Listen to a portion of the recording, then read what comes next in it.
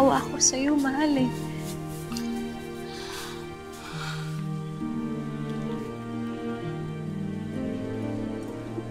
Hindi akalain ni Joanne na yun na palang ang huling beses nilang pagkikita. Muli na namang nahumaling si Steve sa isabong. Nadispalko niya at itinalo ang pera ni Marlon, kaya nagtago muna ito ng 2 araw. Batid niyang pinaghahanap na siya ng kanyang asawa at ina, pero wala na siyang mukhang ihaharap sa kanila. Hanggang sa... Joanne, sorry. Mahal na mahal kita. Sorry kung hindi ako gumaling.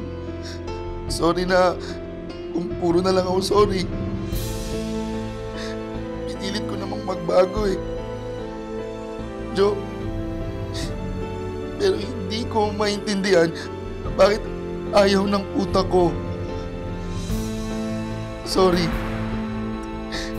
Pero ito lang yung alam ko para hindi ka na mag-alala sa akin.